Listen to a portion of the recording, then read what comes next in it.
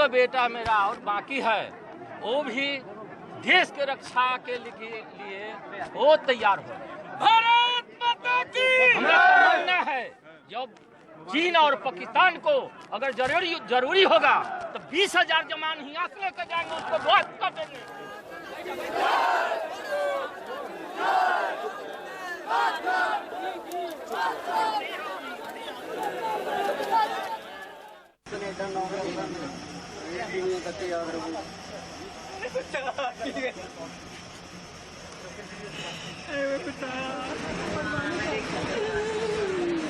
ਸਾਰੇ ਪਰਿਵਾਰ ਨੂੰ ਜੋੜ ਕੇ ਰੱਖਣਾ ਚਾਹੁੰਦਾ ਸੀ ਉਹ ਹਮੇਸ਼ਾ ਜਦੋਂ ਵੀ ਫੋਨ ਕਰਨਾ ਉਹਨੇ ਇਹ ਕਹਿਣਾ ਵੀ ਆਪਾਂ ਸਾਰੇ ਮਿਲ ਕੇ ਰਹਾਂਗੇ।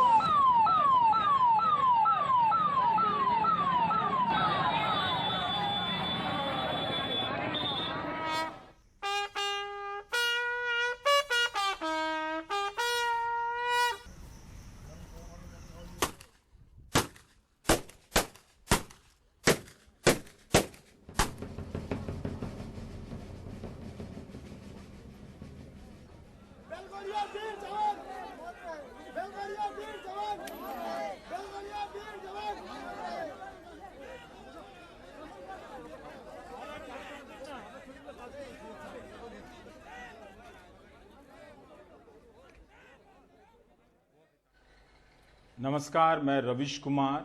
आप देख रहे हैं देश की बात 6 से 7। गांव कभी भी निराश नहीं करता है। अपने शहीदों की जिस तरह से भावभीनी विदाई देता है, शानदार विदाई देता है, उसमें शहर गांव से कभी नहीं जीत पाएंगे। वैशाली में शहीद जय किशोर सिंह की अंतिम विदाई के लिए इतने लोग आ गए कि प्रशासन को विनती करनी पड़ गई कि रास्ता दीजिए। 3 घंटे लग गए अंतिम संस्कार के स्थल तक पहुंचने में। जिस वक्त दिल्ली में सर्वदलीय बैठक की तैयारी हो रही थी, उसी वक्त गांव में लोग अपने शहीदों की विदाई के लिए दलों का बंधन तोड़ रहे थे। ये हुजूम आप देख रहे हैं, इससे बड़ा प्रमाण क्या हो सकता है। भारत माता की जय के नारे लग रहे थे, चीन मुर्दाबाद के नारे लग रहे थे। बिहार आरा में चंदन यादव के लिए लोग परमवीर चक्र की मांग कर रहे थे। सरकार की भाषा गले भले आक्रामक नहीं है, लेकिन आम लोग चीन को लेकर भी उतने ही आक्रामक हैं जितने पाकिस्तान को लेकर होते हैं। पंजाब, ओडिशा, बंगाल, तेलंगाना, झारखंड, यूपी, बिहार, तमिलनाडु के शहीदों की अंतिम विदाई स्थानीय स्मृतियों में हमेशा हमेशा के लिए दर्ज हो गई है। नारे आसमान चीर रहे थे, आसमान वाले नारे भूल गए थे।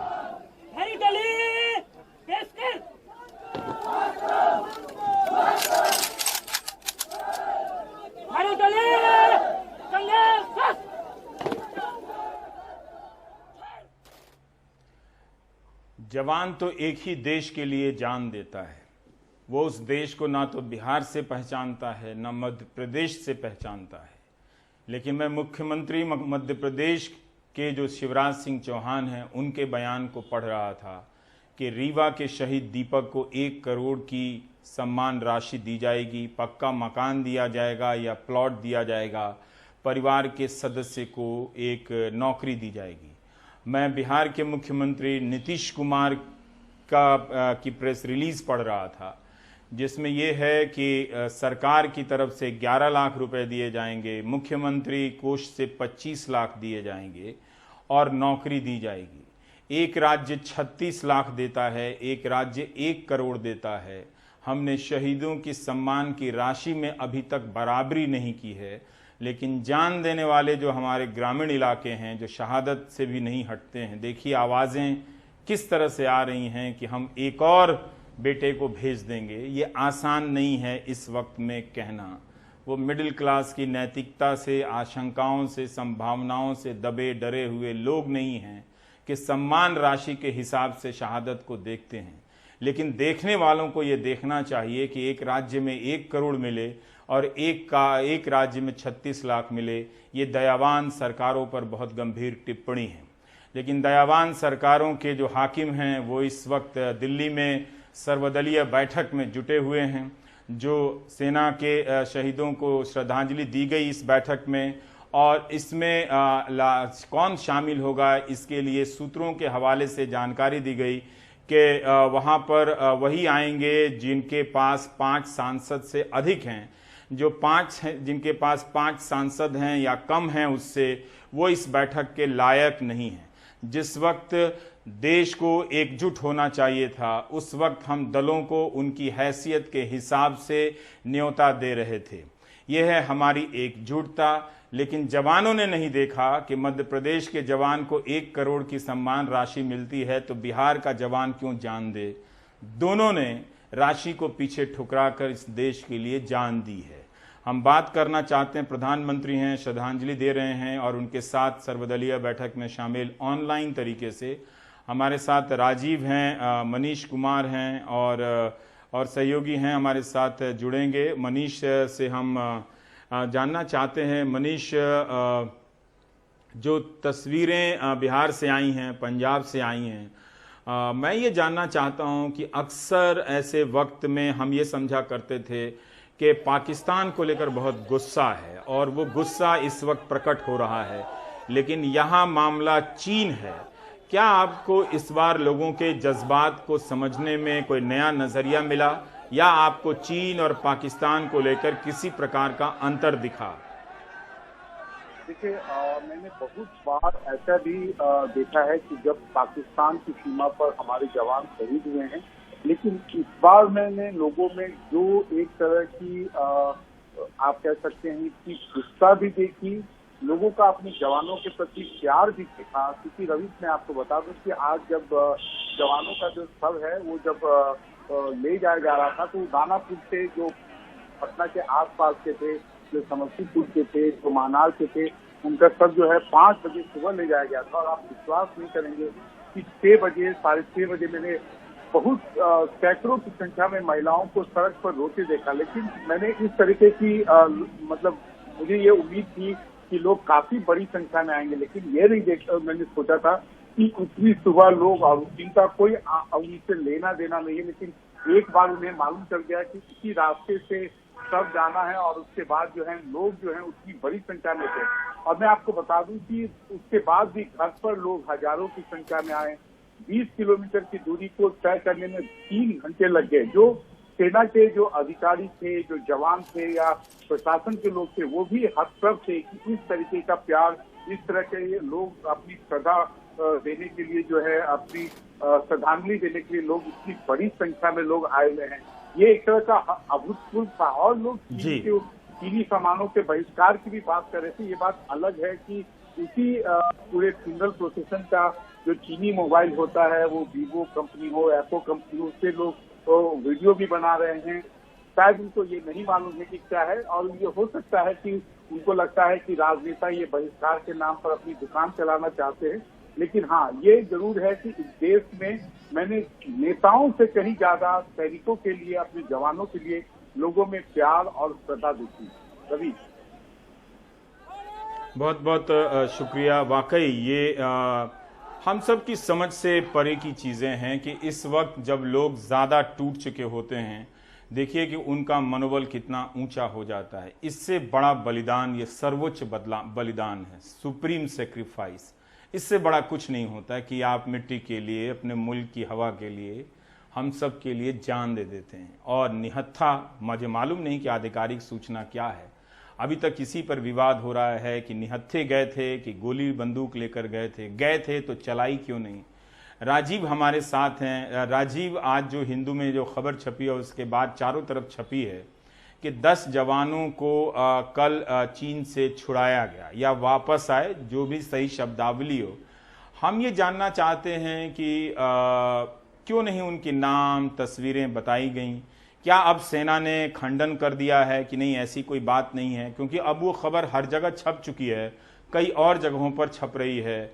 इस पूरी खबर के बारे में ज़रा सा बताइए कि क्यों हमें ये जानकारी पहले दिन से नहीं थी, 15 को नहीं थी, 16 को नहीं थी, 17 को नहीं थी, 18 को नहीं थी, 19 जून को ये खबर होती है कि हमारा चीन के कब्जे में हमारे जांबाज भी हैं और उसमें अफसर भी हैं। राजीव, देखिए, सेना इस मामले में शुरू से चुप्पी बरत रही है। आपको जानकर ताज्जुब होगा कि अभी तक सेना ने आधिकारिक तौर पर जो 20 सैनिकों ने वहां पर अपनी सरहद की हिफाजत करने के लिए जान दी है, उसकी आधिकारिक तस्वीर जो सेना जारी करती है, उन्होंने सेना ने अभी तक जारी नहीं की है। वजह क्या हुई है हमें नहीं पता।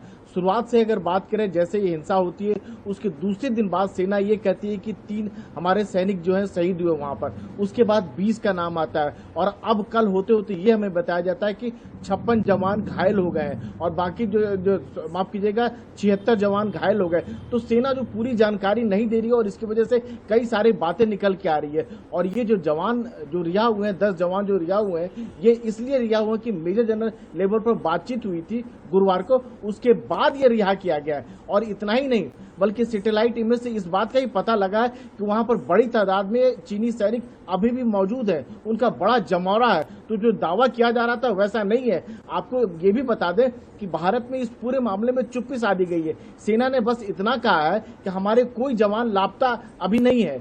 वही चीनी विदेश मंत्रालय का ये कहना है कि अभी कोई चीनी जो भारतीय सैनिक है बंधक नहीं है, यानी कल की बात कोई नहीं कर रहा है। तो सब एक कह सकते हैं कि शब्दों का खेल खेल रहे हैं और कहीं ना कहीं ये लगता है कि बहुत सारी बातें जो आम लोगों से छुपाया जा रहा है।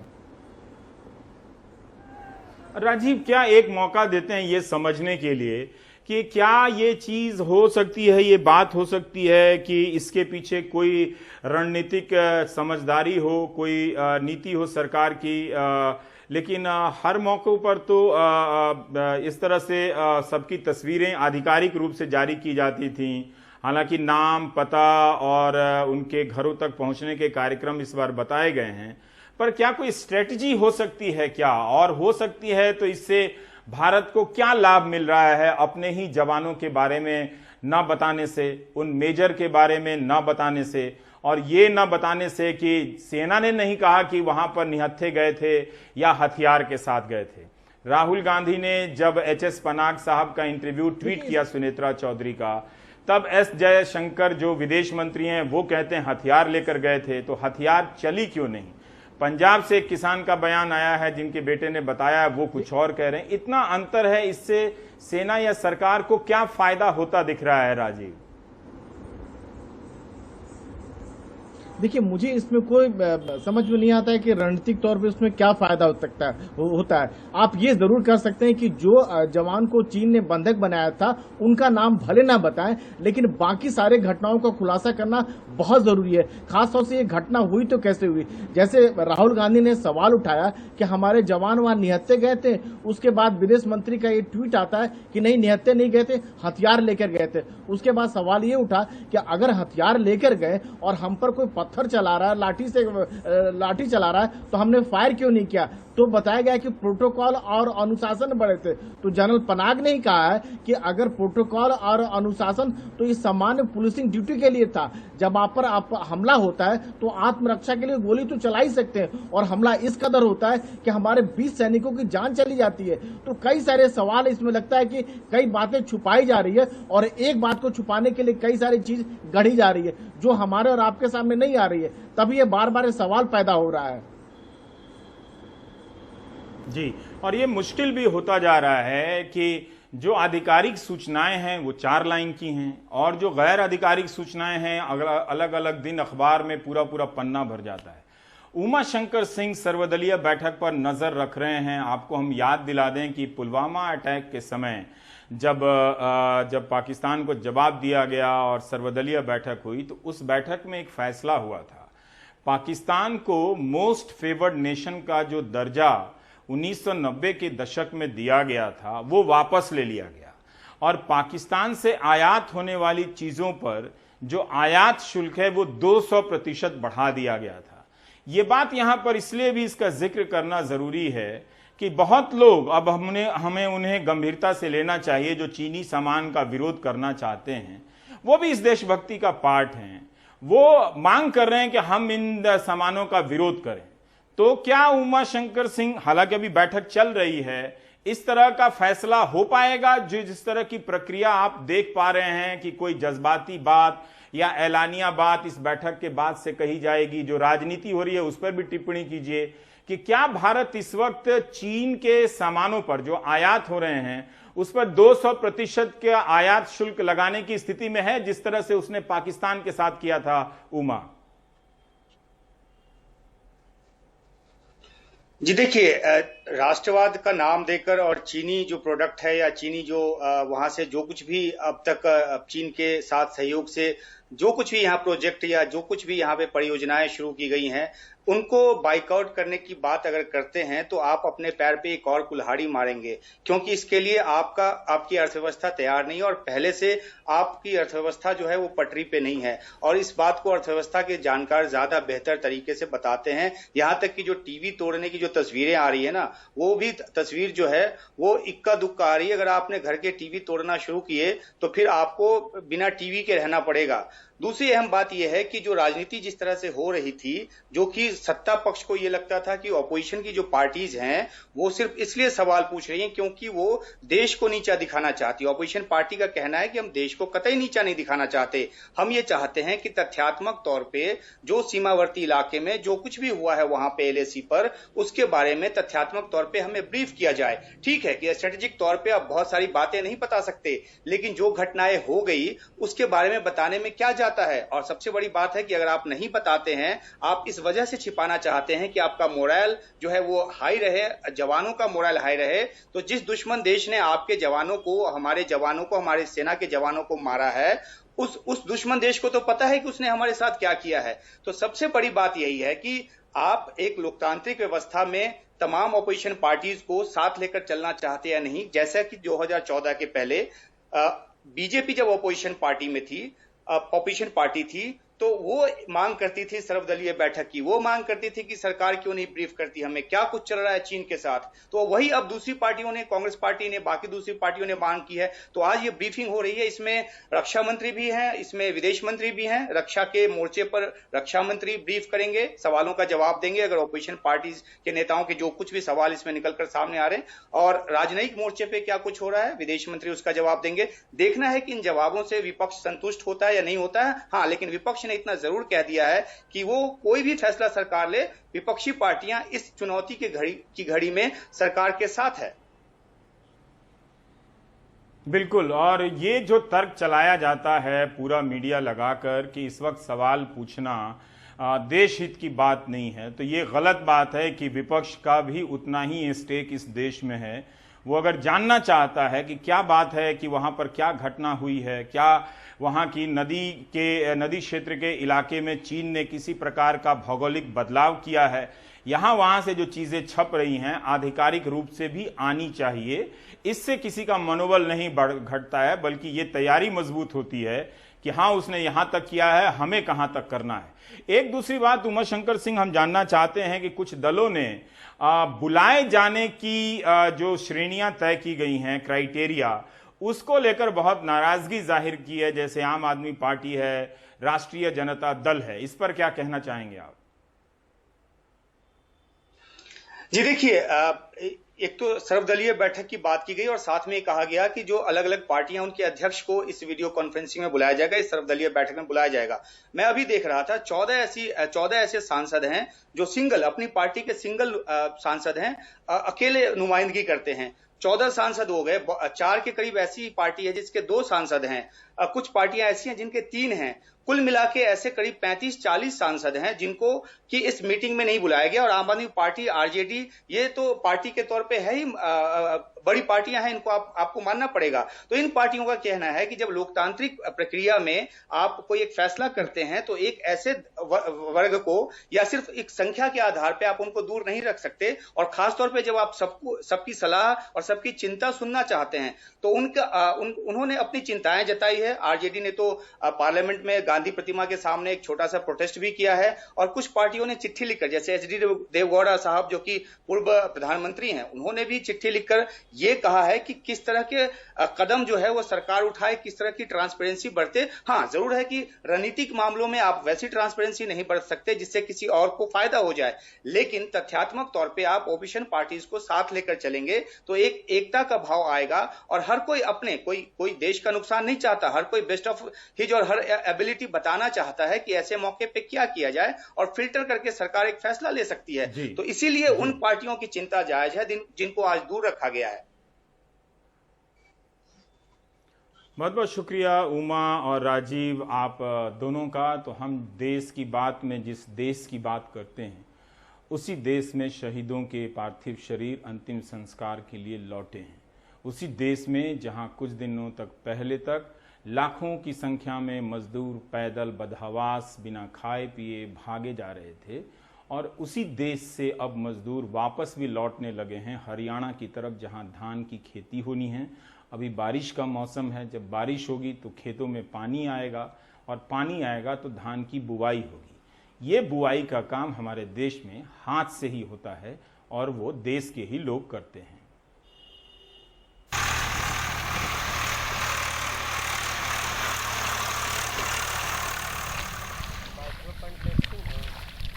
यहाँ तक कैसे आए हो? बस से। कितना किराया लगा? 1800 रुपया। तो खाने का था इंतजाम दूसरा? कुछ नहीं था, जो घर का खाना था वही खाते पीते आया। लाइन होटल पे गए तो बहुत महंगा बताया था। बस वाले ने बहुत पैसे लिए, 1800 रुपये लिए, 20 बंदे आए। पहले कितना किराया लगता था? पहले 300 रुपये किराया था।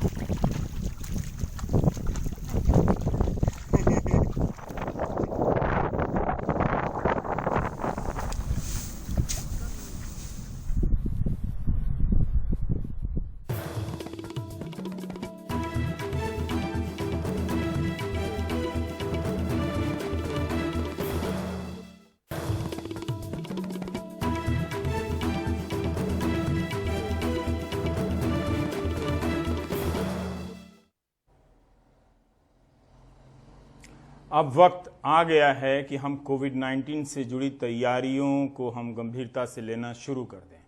काफ़ी लंबा वक्त हमने गुजार दिया, अब जिसके नतीजे में जो तैयारियां हैं, जिस तरह के फैसले हो रहे हैं, वो बता रहे हैं कि स्थिति कितनी ख़राब हो सकती है। मुंबई से पूजा भारद्वाज ने बताया कि मुंबई में 1197 ICU बेड हैं, जिनमें से सिर्फ 38 खाली हैं और 16 वेंटिलेटर ही खाली हैं। सुप्रीम कोर्ट ने, दिल्ली में भी बैठक होने वाली थी ICU की तैयारी को लेकर जो रद्द हो गई, सुप्रीम कोर्ट ने कहा है कि देश में एक दर की व्यवस्था होनी चाहिए, कहीं 2400 है, कहीं 2200 है। दिल्ली में अमित शाह ने 4500 से घटाकर 2400 रुपया कर दिया है, तो अमित शाह को बाकी देश में भी कर देना चाहिए। बिहार के लोग ज़्यादा गरीब हैं, यूपी के लोग ज़्यादा गरीब हैं, वहाँ भी शायद कम हुआ है, तो रेट अब कम किए जा रहे हैं, ये बहुत ज़रूरी है। लेकिन जो बड़ा बदलाव हुआ है वो दो चीज़ का, कि दिल्ली में प्राइवेट नर्सिंग होम है, अस्पताल हैं, उनके जो बिस्तर हैं वहाँ पर रेट कम करने के लिए कमेटी बनाई गई थी। तो उस कमेटी ने क्या कहा है, हम इस पर शरद से बात करेंगे। लेकिन शरद ने जो ये सूचना भेजी है, जिस पर हम पहले बात करना चाहते हैं, वो बहुत गंभीर है कि दिल्ली में अब क्वारंटीन जो है, होम क्वारंटीन की सुविधा समाप्त होने जा रही है। आपको क्वारंटीन सेंटर पर ही जाना पड़ेगा। शरद, इसके बारे में विस्तार से बताइए। देखिए, दिल्ली सरकार के सूत्र हमें बता रहे हैं कि केंद्रीय गृह मंत्रालय ने, जो दिल्ली सरकार के अधिकारी हैं, उनको ये निर्देश दिए हैं कि आदेश जारी कर दें कि दिल्ली के अंदर होम आइसोलेशन जो है वो खत्म किया जाए, और कम से कम 5 दिन, जिसको जो भी कोविड पॉजिटिव पाया जाता है, उनको कम से कम 5 दिन के लिए क्वारंटीन सेंटर भेजा जाए। ये नीति खत्म करने, क्योंकि दिल्ली के अंदर ये नीति है कि अगर कोई कोविड पॉजिटिव पाया जाता है, कोरोना पॉजिटिव पाया जाता है, और उसको हल्के लक्षण हैं, खांसी, जुकाम, बुखार, सर दर्द, या ये इस तरह के लक्षण हैं ही नहीं, तो उसको ऑप्शन मिलता है कि वो अपने घर में रह सकता है, और अपने घर में ही रह के वो ठीक हो सकता है, क्योंकि कोरोना की कोई दवाई तो है नहीं। लेकिन अब अभी मैं बता रहा हूँ, बिल्कुल अभी जो जॉइंट सेक्रेटरी हैं केंद्रीय स्वास्थ्य मंत्रालय में, लव अग्रवाल, उन्होंने सभी स्टेट्स को चिट्ठी लिखी है, और दिल्ली के चीफ सेक्रेटरी को भी उसमें चिट्ठी लिखी है, जिसमें कहा यह गया है कि ये देखा जा रहा है कि कुछ राज्यों में रूटीन में ही होम आइसोलेशन जो है मरीजों को दिया जा रहा है, जिससे कि जो संक्रमण है, ये बीमारी जो है उनके परिवार और आस पड़ोस में फैल सकती है। और जो शहरी इलाके होंगे, कंजेस्टेड इलाके होंगे, घनी आबादी के इलाके होंगे, वहाँ तो ये पक्का ही होगा, ये लेटर बोल रहा है। आखिरी में ये कहा गया है कि एक तो इसका जो गाइडलाइंस हैं सख्त पालन किया जाए, और जो डॉक्टर है वो मेडिकल असेसमेंट करेगा, और कि ये उनके घरों का भी असेसमेंट करेगा। वो ये सेटिस्फाई होगा जब कि हाँ, होम आइसोलेशन दिया जा सकता है, तभी जो है होम आइसोलेशन दिया जाए, और एक अंडरटेकिंग भी मरीज से लेनी होगी। लेकिन आखिरी में चिट्ठी में एक अहम बात लिखी है, ये केंद्रीय स्वास्थ्य मंत्रालय की चिट्ठी है, जिसमें लिखा हुआ है कि दोबारा ये दोहराया जा रहा है कि शहरी इलाकों में जो घनी आबादी वाले इलाके हैं, वहाँ होम आइसोलेशन का जो ऑप्शन है, उससे पक्के तौर पर संक्रमण फैल सकता है। इसलिए इस जो गाइडलाइंस हैं इसका पुख्ता तौर पे सख्ती से जमीनी स्तर पे पालन कराया जाए। तो दिल्ली सरकार के सूत्र ये कह रहे हैं कि वर्बली बोल दिया गया है केंद्रीय गृह मंत्रालय की तरफ से कि होम आइसोलेशन खत्म किया जाए। तो आज या कल में दिल्ली सरकार की तरफ से आदेश जारी होने वाला है। जी, एक और जो शरद ने तस्वीर भेजी है और आपके स्क्रीन पर भी चल रही है कि दिल्ली के मुख्यमंत्री अरविंद केजरीवाल और उप मुख्यमंत्री मनीष सिसोदिया लगातार यहां से वहां दौरा कर रहे हैं। इन तस्वीरों को आप देखते हुए मैं अक्सर ये सोच रहा हूं कि 12 करोड़ की आबादी वाला बिहार है, लेकिन अभी तक बिहार के मुख्यमंत्री को हमने किसी अस्पताल में जाकर इस तरह से दौरा करते हुए, एक अस्पताल से जाकर दूसरे अस्पताल या तीसरे अस्पताल में जाकर दौरा करते हुए नहीं देखा है। जबकि इनके एक साथी हेल्थ मिनिस्टर सत्येंद्र जैन की तबीयत बहुत खराब है। शरद, मैं ये जानना चाहता हूं सत्येंद्र जैन के बारे में, क्योंकि अभी तक ये तीनों एक साथ नहीं अलग अलग घूमा करते थे। अभी सत्येंद्र जैन के स्वास्थ्य के बारे में क्या अपडेट है, फिर मैं आपसे अगला सवाल पूछूंगा। उनकी हालत गंभीर बनी हुई है और दोपहर में जैसे उनकी तबीयत बिगड़ी, डॉक्टरों ने कहा कि उम्मीद से ज़्यादा उनकी तबीयत बिगड़ गई है, सांस लेने में उनको बहुत तकलीफ हो रही है। तो उसके बाद परिवार, डॉक्टर और सरकार ने इस पर मंत्रणा करी, चर्चा की और आखिर में ये फैसला लिया गया कि उनको Rajiv Gandhi super speciality hospital जो है वहाँ से शिफ्ट करके मैक्स साकेत जो दक्षिण दिल्ली का प्राइवेट हॉस्पिटल है वहाँ पर उनको शिफ्ट कर दिया जाए। तो अभी अपडेट ये है कि वो मैक्स साकेत पहुँच गए हैं और वहाँ पर उनको अब प्लाज्मा थेरेपी, जो कि अभी हाल फिलहाल में ही पिछले कुछ समय से शुरू हुई थी, प्लाज्मा थेरेपी देने की बात चल रही है। तो फिलहाल वो पहुँच चुके हैं। जैसे ही ये प्लाज्मा थेरेपी अब आज होगी या कल, इस पे अभी जानकारी नहीं है, लेकिन पहुंच गए हैं और हालत अभी उनकी गंभीर बनी हुई है। जी,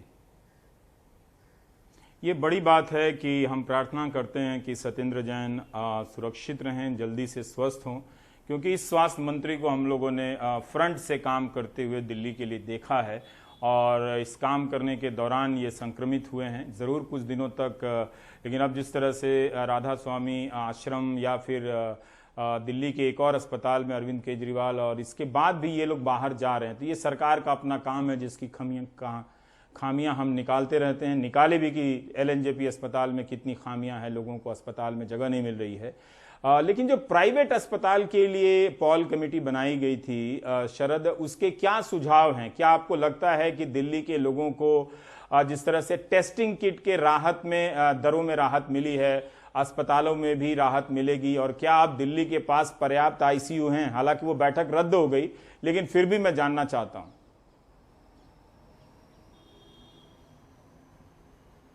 हाँ, देखिए, कमेटी ने सुझाव तो दिए हैं और ये लागू भी हो जाएंगे, इसमें कोई दिक्कत नहीं है। और बड़ी बात यह है कि जो रेट्स सजेस्ट किए हैं, जो अधिकतम रेट सजेस्ट किए हैं, वो लगभग 1/3 हैं। जैसे कि अगर 8,000 रुपये नॉर्मल आइसोलेशन बेड की रेट तय किए गए हैं, तो अभी में 20-25 हज़ार रुपये तक जो है प्राइवेट अस्पतालों में लिए जा रहे हैं। लेकिन कुछ एक बात इसमें अभी भी है, ये रेट तो इन्होंने जो कह दिए हैं, ये तो तय है कि आज या कल में बस जैसे ही गृह मंत्रालय भेजेगा दिल्ली सरकार के, उसके ऊपर सिर्फ मोहर लगानी है। इसके अलावा दिल्ली सरकार के पास कोई और ऑप्शन है नहीं, तो ये तो लागू हो जाएगा। लेकिन एक दो चीज़ें इसमें अभी बची हुई हैं जो जानना चाहते हैं लोग भी, वो ये है कि एक तो ये जो रेट्स बताए गए हैं ये पर डे के रेट्स हैं, यानी रोजाना इतने रेट्स जो हैं अस्पताल चार्ज कर सकते हैं। लेकिन अस्पताल जो है वो पैकेज के हिसाब से भी इलाज करते हैं, यानी कि आप एडमिट हो गए तो पहले ही आपको ये बात हो जाएगी कि इतना पैसा अस्पताल लेगा, चाहे आप 10 दिन रहें, चाहे 14 दिन रहें या 20 दिन रहें। तो पैकेज के बारे में अभी कोई जानकारी हमें निकल के नहीं आई, हो सकता है कहा गया हो। दूसरा,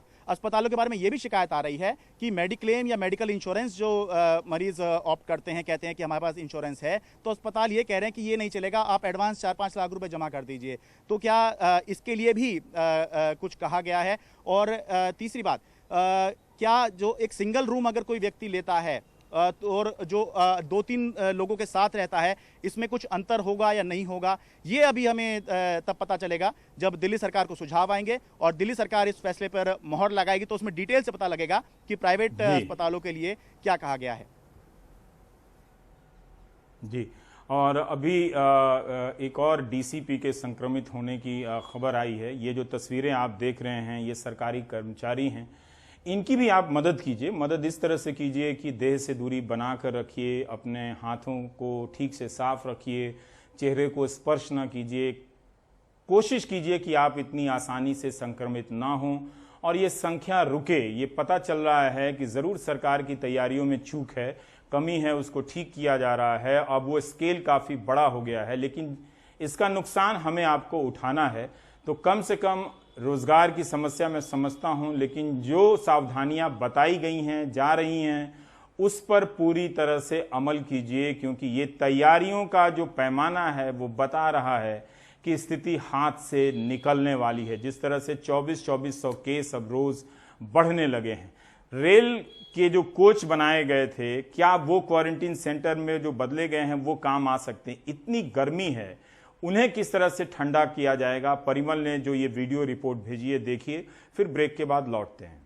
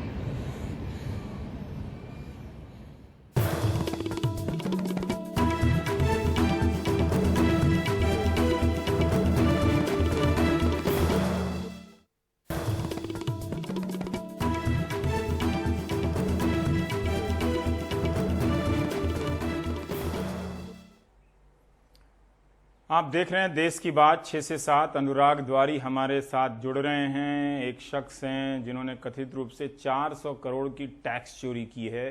इनकी खासियत के बारे में अनुराग बताना चाहते हैं, बताइए। रवीश जी, ये तरह तरह के गुणों में माहिर बताए जाते हैं और एक इनका गुण ये था कि ये हर जो शासन यहाँ पर चला है उसमें फले फूले हैं और अब इनको जो जीएसटी इंटेलिजेंस है उन्होंने इनको पकड़ा है और लगभग 70 गाड़ियाँ इनकी थी। जो एक प्रेस के भी मालिक है किशोर वाधवानी, और उनकी 70 गाड़ियों में प्रेस का स्टिकर लगा हुआ था और इसके जरिए जीएसटी इंटेलिजेंस का कहना है कि इन्होंने लॉकडाउन के दौरान जब देश में गुटखे पर पाबंदी थी तब भी इन्होंने गुटखा बेचा है और लगभग 400 करोड़ रुपए की टैक्स चोरी की है। और यही नहीं, जीएसटी इंटेलिजेंस के सूत्रों का यह भी कहना है कि जो पाकिस्तान का एक शख्स है माटा, उससे इनके करीबी रिश्ते रहे। उनको ये भी शक है कि पाकिस्तान में भी इन्होंने पैसा लगाया है और दुबई में भी होटल इन्होंने खरीदा हुआ है। तो बहुत बड़ा साम्राज्य है इनका। इसके पहले कभी ने इन पर हाथ डालने की कोशिश नहीं की थी। बहुत रसूखदार लोगों के साथ इनकी तस्वीरें दिखती रही हैं। कई सारे ऐसे मामले हैं। इंदौर शहर में एक 5 सितारा होटल है, वहां पर भी एक किसान ने कुछ दिनों पहले आरोप लगाया था कि उनकी जमीन को कब्जा लिया गया। एफआईआर भी हुई यहाँ आर्थिक अपराध शाखा में, लेकिन कोई कार्रवाई नहीं हुई। तो इस तरह के कई मामले इन पर चलते रहे हैं। अब जाकर ये शिकंजे में फंसे हैं जीएसटी इंटेलिजेंस के और अब इन पर कार्रवाई की जद। लेकिन कई बार मीडिया की आड़ में काफी सारी चीजें बचा ली जाती थी, लेकिन इस बार लग रहा है कि जीएसटी इंटेलिजेंस और बाकी की तमाम सेंट्रल एजेंसियां इन पर अब शिकंजा कसने की तैयारी में है, क्योंकि 400 करोड़ रुपए का सिर्फ टैक्स चोरी, 400 करोड़ गुटखा, लगभग इस तरह की 7-8 जी जी बिल्कुल, इनका जो गुटखे का ब्रांड है वो बहुत गुटखा, पॉपुलर जी। है और ये बता रहे हैं कि तंबाकू उत्पादों की आड़ में, ऐसा सूत्रों का कहना है कि इन्होंने सिगरेट की भी फैक्ट्रियां शुरू कर दी थी और पूरे देश भर में इनका जाल फैला हुआ। आप कई बार इनको राधे माँ के साथ नाचते हुए देख सकते हैं। कई सारे जो साधु महात्मा कथित तौर पर जो अभी जेल के अंदर है उनके साथ भी इनके करीबी रिश्ते बताए जाते हैं और कई सारे नेताओं के साथ भी। इसीलिए यही वजह है कि काफी दिनों से इनका कारोबार चल रहा था, लेकिन अब जाकर ये एजेंसियों की जद में आए हैं। 400 करोड़ रुपए रवीश जी सिर्फ गुटखे की टैक्स चोरी है, तो आप सोचिए कि कितने का गुटखा इस दौरान इन्होंने बेचा होगा। और कच्ची पर्ची पक्की पर्ची वाला हिसाब चलता है कि कच्ची पर्ची में ही 80% इनका कारोबार चलता रहा है। आज तो ये नजर में आए हैं, लेकिन आप सोचिए कि कितने दिनों से हमने नोटबंदी और तमाम बड़ी बड़ी बातें कर दी, उसके बावजूद इस तरह का कारोबार एक प्रदेश के एक शहर में चल रहा होगा, जबकि देश दुनिया में इनका गुटखा जाता है और बिकता है। बताइए, गुटखा बेच के ये कैंसर देते हैं और बेच के जो पैसा कमाते हैं वो सरकार को टैक्स नहीं देते। क्या पता इन्होंने तालाबंदी के दौरान अपने कर्मचारियों को सैलरी दी थी या नहीं दी थी, ये भी पता करना चाहिए, क्योंकि कई लोगों को नहीं मिली। अब क्या किया जा सकता है? अभी आप देखिए कि जॉइंट एंट्रेंस एग्जामिनेशन जो होता है आईआईटी का और नीट का, अब इनके बच्चे परेशान हो गए हैं कि ये परीक्षाएं होंगी तो फिर हम यात्राएं करेंगे, ऑनलाइन परीक्षा देने जाएंगे, सेंटर में बहुत सारे लोग होंगे। और ऐसी खबरें देख रहे हैं कि दिल्ली में अस्पताल कम पड़ते जा रहे हैं, यहाँ वहाँ बनाया जा रहा है, मुंबई में आईसीयू कम पड़ते जा रहे हैं, तो बच्चे चिंतित हैं। अब दिक्कत ये है कि कुछ काम शिक्षा मंत्री को भी करना चाहिए, उन्हें आकर इन बच्चों से संबोधित करना चाहिए, बात करनी चाहिए, काउंसलिंग करना चाहिए। वो किस लिए हैं शिक्षा मंत्री? राज्यों में या देश के स्तर पर कुछ तो इन्हें आकर आश्वासन देना चाहिए कि हम आपकी परीक्षा ले रहे हैं तो हम इस तरह का इंतज़ाम करेंगे, आपकी यात्राओं में दिक्कत ना आए, हम इस तरह का इंतज़ाम करेंगे, या सिर्फ डेट अनाउंस कर दिया। ये बच्चे क्यों परेशान हैं, ये देखने की ज़रूरत है। मानव संसाधन मंत्री को, इन सारे लोगों को, ये ट्विटर पर लिख भी रहे होंगे, उन्हीं से संपर्क करके बात करके काउंसलिंग इस्टेब्लिश करनी चाहिए। पर ये सब तो होता नहीं है। खबर छिपानी हो तो आप पर्दा डाल लीजिए, झूठ बोलना हो तो प्रोपेगेंडा लेकर न्यूज़ चैनलों को लगा दीजिए। यही सब में सारा समय निकल जाता है और जनता इतनी परेशान है छोटी छोटी बातों को लेकर, जिनका समाधान आप कर सकते हैं वो बता दे रही है ट्विटर पे ही जाकर, मंत्रियों के ही ट्विटर पर होगा, लेकिन कोई इनसे बात करने वाला नहीं है कि नीट की परीक्षा हो या जेईई की परीक्षा हो, वो हम क्यों ले रहे हैं और किन तैयारियों के साथ लेंगे, किस तरह की सुरक्षा होगी, आप बता दीजिए। 17-18 साल के ये बच्चे हैं, इनको क्यों मानसिक रूप से आप परेशान कर रहे हैं? 3-4 महीने गुजर गए इस तालाबंदी के नाम पे और हुआ कुछ नहीं। इसके बाद भी आप देखिए कहां तक हम पहुंच गए, केस की संख्या कितनी हो गई, 12,000 से ज्यादा लोगों की मौत हो चुकी है। तो कितना आप प्रोपेगेंडा लगाकर, मर तो रहा है आम आदमी ही मर रहा है। तो इसलिए ब्रेक लेते हैं, ब्रेक के बाद आते हैं तो बात करते हैं हरियाणा की।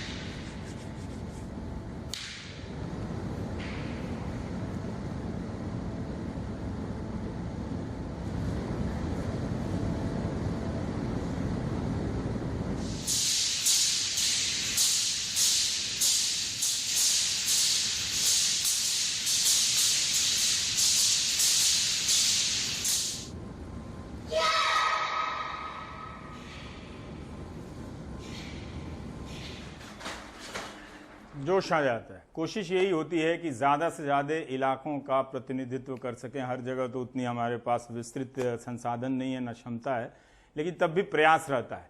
अब देखिए, पिछले दिनों गुरुवार को मोहम्मद गजाली साहब ने बताया कि दिल्ली से लोग भागकर हरियाणा में अपना ठिकाना खोज रहे हैं कि कोविड यहाँ फैल जाएगा तो वहाँ लेते हैं। अब एक खबर, हरियाणा सरकार ज़्यादा चतुर निकली तो उसने एक सरल पोर्टल बना दिया है। आगे आप ही बताएं गजाली साहब। जी, इस तरह की खबरें आने के बाद कल देर रात एक सरकार की तरफ से आदेश आया है, आदेश जारी किया गया है कि सरल पोर्टल पर आने वाले लोग रजिस्टर कराएं जो 72 घंटे से ज़्यादा हरियाणा में रहेंगे। और इसके अलावा अगर कोई बिजनेस ट्रिप पे आ रहा है तो जिसके यहाँ आ रहा है और जो आ रहे हैं, यानी जो विजिटर हैं और जो होस्ट हैं, जो उनको होस्ट करेंगे, दोनों ही लोग जानकारी दें। और मतलब आम लोगों को एक कई तरह से प्रशासन की तरफ से व्हाट्सएप पे या आप कह लें कि मैसेजेस दिए गए हैं कि अपने आसपास भी चौकस रहें, कोई आने जाने वाला हो तो आप इसकी जानकारी दें। लेकिन सबसे अहम बात यह है इसमें रवीश की जब पिछले कुछ दिनों से हरियाणा और पंजाब ये क्रेडिट ले रहे थे कि हमारे यहाँ आप कोई भी आए हम उसका इलाज करेंगे, ये दिखाने के लिए कि दिल्ली में स्वास्थ्य सेवाएं नहीं हैं, और अब आने जाने वालों पे अंकुश लगाना, तो दोहरा मापदंड एक तरह से कह सकते हैं। यहाँ पर सतर्कता अपनी जगह है, लेकिन ये क्लेम कर रहे थे कि दिल्ली से आने वाले लोग हरियाणा में इलाज करा रहे हैं। पंजाब में भी कई लोगों का इलाज हुआ था, तो इस वजह से अब एक एडवाइजरी जारी की गई है। जी बहुत बहुत शुक्रिया गजाली। लगता है कि हमारे नीति बनाने वाले लोगों को ये लगता है कि घर घर में लोग लैपटॉप पर ही दाल भात भुजिया खाने लगे हैं। सबके घर पे पोर्टल है, सबके घर में स्मार्टफोन है, जो जाकर सरल पोर्टल पर भर देंगे कि हमारे यहाँ मेरे मामा आ गए हैं, नाना आ गए हैं, दिल्ली से ताऊ जी आ गए हैं। लेकिन इस तरह से जहाँ देश एक तरफ एकजुट होकर वहाँ पर लद्दाख की चिंता करनी चाहिए, हम सीमाओं के भीतर नई नई सीमाएं बना रहे हैं। तो देखते जाइए देश की बात 6 से 7। नमस्कार, मिलेंगे सोमवार को।